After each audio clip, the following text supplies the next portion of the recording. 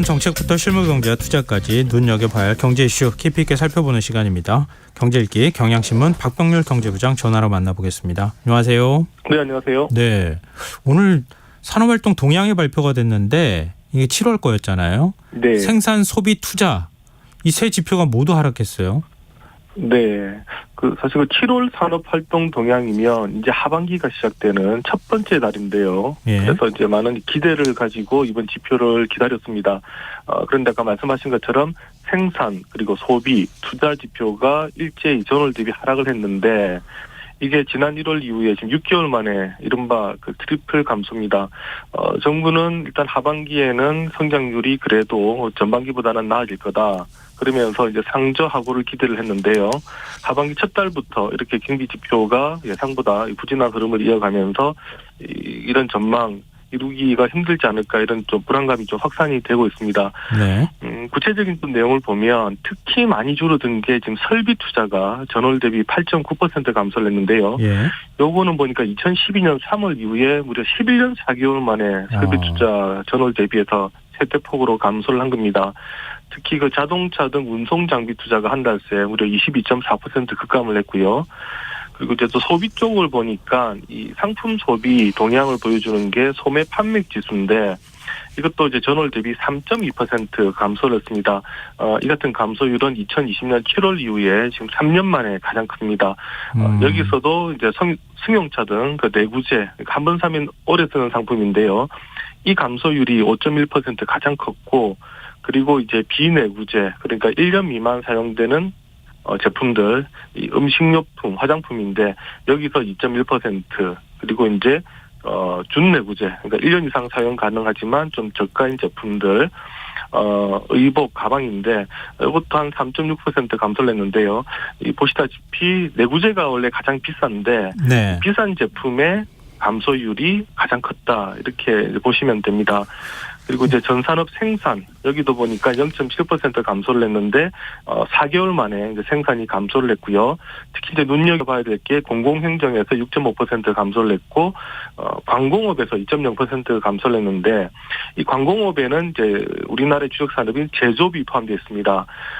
제조업 봤더니 컴퓨터가 17.3% 감소를 했고요.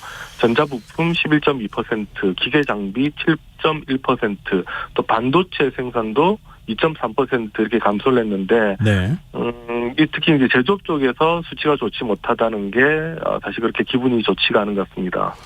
근데 말씀 듣다 보니까 이 굉장히 안 좋은 신호처럼 느껴지는데요. 그동안에 추경호 경제부총리는 계속 상저하고 될 것이다 이렇게 호언하지 않았습니까? 이게 네. 안 될 거네요. 그러니까 달성이 좀 어렵다는 걸 보여주는 거 아닌가 또 싶거든요. 네, 사실 오늘 대부분의 국내 언론들이 이런 이제 상저하고 빨간불이 켜졌다 이렇게 보도를 했는데요. 네. 하지만 이제 정부는 공식적으로는 이거 일시적인 요인이다 이렇게 지금 설명을 하고 있습니다. 예. 7월 달에 차량 개별 소비세 인하 조치가 종료가 된 게 있고요. 네. 또 폭우와 그리고 무더위 이제 이런 것들이 일시적인 악재로 작용을 했다라는 건데 예를 들면 승용차 이 개소세 인하 조치가 이제 중단이 되면서 이 법인들이 자동차 구매하는 실적이 많이 줄어들었는데 이 법인들의 자동차 구매 실적은 통계에서는 설비 투자로 잡힙니다. 네. 그러다 보니까 설비 투자가 감소했다 이런 주장이고 또 개인이 이제 승용차를 적게 사는 것은 이제 소비로 잡히는데요. 이제 이것도 이제 아까 말씀드렸던 내구재 감소율이 가장 크다고 했는데 결국 승용차 판매량이 감소해서 이렇게 나온 것이다 이렇게 설명을 하고 그리고 뭐 음식료품 이제 이런 부분들 그리고 의복 이런 거는 이제 너무 더워서 혹은 예. 비가 많이 와서 예. 내부 활동이 줄었기 때문에 감소를 했을 뿐이다라고 지금 얘기를 하고 있습니다. 그러면서 이 전체적으로 우리 경제가 회복하는 흐름에서 크게 벗어나고 있는 것은 아니다라고 지금 설명을 하고 있고요. 오늘 이제 동시에 기재부가 7월 산업활동 동향 평가라는 이제 보고서를 냈는데, 네.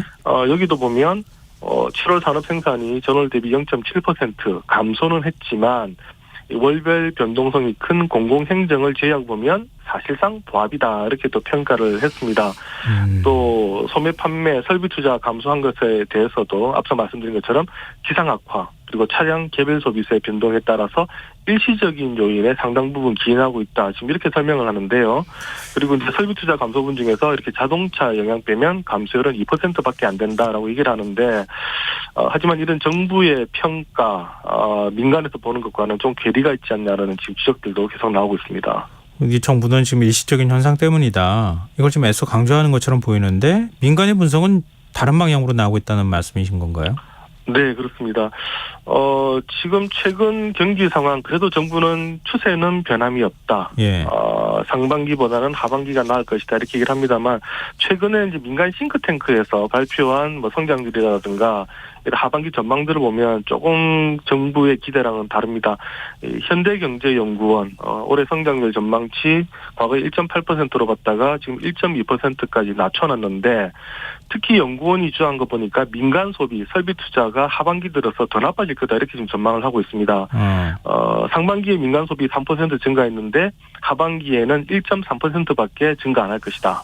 그러니까 이제 상반기 민간 소비보다 절반으로 꺾인다라는 얘기를 했고요. 또 설비 투자 상반기에는 4.5% 증가했는데 하반기에는 오히려 5% 감소할 거다. 지금 이렇게 전망을 했습니다. 또 그 과거에 이제 정경련의 싱크탱크로 불렸던 한국경제연구원 최근에 또 보고서를 냈는데요. 이곳에서도 올해 성장률 1.5%에서 1.3%로 0.2%포인트 낮췄고 그러면서 이 극심한 부진을 겪고 있는 우리 경제가 연내 경기의 부진 흐름을 반전시키기는 좀 힘들 것 같아 이런 또 평가를 내놓고 있습니다. 네. 그런 이유로는 최근에 이제 경제 여건이 좋지 못하고 우리도 성장 모멘텀이 약화된 부분 대외적으로는 중국 등 주요국의 경기 회복이 지연되고 있기 때문에 연말까지 경기 반등을 이뤄내기는 사실상 어려워졌다는 이런 지금 분석을 한국경제연구원도 지금 하고 있습니다. 좀 경기하고 정부의 기대가 어긋나는 이유가 뭡니까? 일단 뭐 여러 가지 전망이 차이 나는데 지금 정부 얘기는 이런 얘기입니다.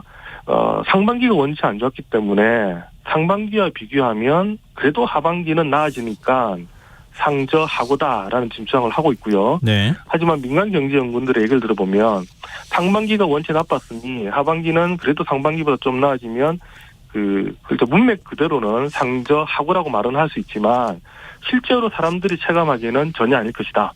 상반기에 아주 나빴는데 하반기에 아주 나쁜 게 조금 덜 나쁘다고 해서 상저하고라고 붙일 수 있느냐. 이런 얘기인데요. 대표적으로 지금 반도체 경기를 보는 시선의 온도차가 있습니다. 정부는 반도체 수출 물량 회복 흐름이 이어지고 있다. 이렇게 얘기를 하고 있는데 네. 이게 지금 상반기에 보니까 반도체 수출이 전년 동기 대비해서 35.1% 감소를 했거든요. 근데 지금 하반기에는 이거보다는 좀 낮습니다만 네. 그럼에도 불구하고 지금 두 자릿수 감소할 거다라는 지금 전망을 하는데 예컨대 하반기에 마이너스 10% 됐다고 해서 이게 상저하고가 맞느냐. 이렇게 지금 민간에서는 지금 얘기를 하고 있습니다. 그리고 또 하나 전망은 중국에 대한 전망들이 다른데 네. 계속해서 지금 대중관계 악화에도 불구하고 정부는 중국에 대한 리오프닝만 하면 우리 경기가 살아날 것이다라고 생각했습니다만 지금 부동산 경기 중국 계속 좋지 않고요.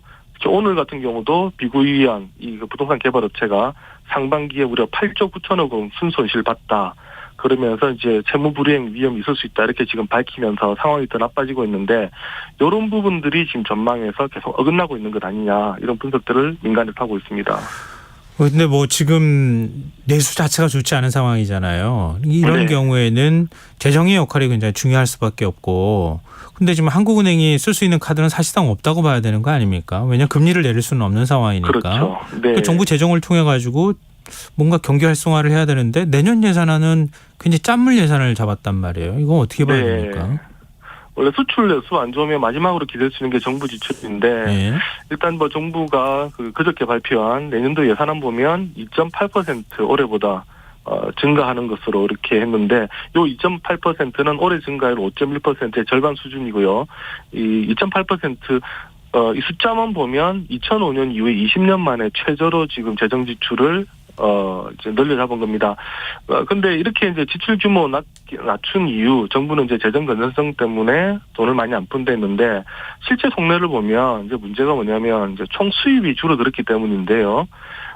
지금 내년에 아마 수입이 총 수입이 올해보다 2.2% 줄 것으로 보이고 특히 국채 수입은 올해보다 한 33조 원 정도 적게 들어올 것으로 정부는 보고 있습니다. 네. 그런데 지금 이게 약간 문제가 되는 게 작년에 정부가 감세 정책을 펴면서 감세 정책을 하면 경기 활성화가 되어서 이제 세금이 일정 부분 들어올 것이다라고 기대를 했는데 예. 요거 지금 경기 활성화가 이어지지 않다 보니까 감세는 감세대로 하고 또 세금은 적게 들어오는 지금 이런 악순환이 좀 이어지는 것 아니냐. 그리고 이렇게 세금이 적게 들어오다 보니까 지출을 많이 늘릴 수가 없는 이런 상황이 이어지고 또 지출을 안 늘리니까 경기 부양이 이루어지지 않는 이런 좀 계속 좋지 않은 상황으로 간다라는 지금 지적도 있습니다. 작년에 정부가 감세를 통해서 올해와 내년 삭감되는 세금 감면이 무려 13조 7천억 원인데요. 네네. 만약 이 돈만 좀 들어왔더라도 조금 더 올해 재정 넉넉하지 않았을까 이런 이제 지적들이 나옵니다. 근데 뭐 R&D 예산의 경우에는 그동안에 계속 늘려왔잖아요. 왜냐하면 네. 미래에 대한 투자이기도 하고 하니까. 근데 뭐 그리고 사실 노벨상 받는 거 우리도 한번 해보자 이런 얘기도 있었던 것 같은데 네. 이번에 많이 줄었어요. 네, 이번에 특히 특징적으로 많이 예산을 깎은 게 R&D 예산과 교육 예산입니다. 예. 이 우리나라 같은 경우는 뭐 갖고 있는 자원은 없으니까 투자할 수 있는 게 기술과 사람인데 희한하게 지금 기술과 사람 쪽에서만 이제 공교롭게 예산이 많이 감소가 됐는데요. R&D 예산에서는 무려 16.6% 감소했고 교육 예산도 6.9% 감소를 했는데 이 구체적으로 보면 기초연구 예산도 6.2% 그리고 정부 출연연구 기관 예산도 올해보다 10.8% 깎입니다. 이거 한국과기술기획평가원에 따르면 1964년부터 올해까지 R&D 예산이 전년보다 줄어든 것은 1992년 딱 한 차례밖에 없다고 합니다. IMF 때도 심지어 우리 R&D 예산을 증가를 했는데 무려 33년 만에 처음으로 R&D 예산을 삭감하는 지금 그런 조치를 취했는데요. 저도 제가 경제부 기자가 된 이후에 R&D 예산을 줄였다 이렇게 말한 것은 처음 들어봤습니다. 근데 뭐 정부 설명대로라면 카르텔 없애고 첨단 부분에 집중해서 투자하겠다 이런 거 아닙니까? 네. 근데 이제 과학기술계에서 이제 우려를 표하는 게 만약에 과학기술계에서 어떤 카르텔이 있었고 네. 그래서 이제 R&D 예산을 나눠 먹는 게 있었다면 이건 내부의 이제 분배 잘못이니까 분배 구조를 바꾸면 되는 거지 그렇다고 해서 예산 자체를 줄이는 게 대안이 될 수가 있느냐 이런 얘기를 하고 있습니다. 특히 뭐 출연연구원 예산들 지금 일률적으로 지금 삭감을 하고 있고요. 예. 기초연구도 삭감을 하고 있는데 이렇게 됐을 경우에 장기 우리가 투자를 해야 될 프로젝트라든가 그리고 인력 수급에 문제가 생길 수 있는 가능성이 있다 이런 우려를 지금 좀 제기를 하고 있습니다. 네, 이게 똑같은 파이가 있는데 파이를 키우지는 않고 파이를 줄여가지고 좀 더 나눠 먹을 수 있게 좋은 대로 나눠 먹을 수 있게 하면 좋은데 파이 자체를 너무 크게 줄였다 이런 반발의 목소리가 나오는군요. 네, 경제읽기 오늘 여기까지 하겠습니다. 경향신문 박병렬 경제부장이었습니다. 고맙습니다. 네, 감사합니다. KBS 라디오 김성환의 시사 1부 순서 여기서 마무리하겠습니다. 저는 11시 정각 2부에 다시 오겠습니다.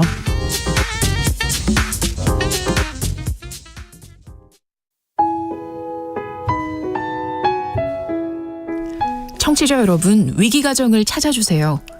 어려운 경제 상황 속에서 긴급한 경제적 지원이 필요한데도 복지 사각지대에 놓여 있어 아무런 지원도 받지 못하고 극한 상황으로 내몰리고 있는 위기가정이 늘고 있습니다. KBS 강태원 복지재단에서는 사회안전망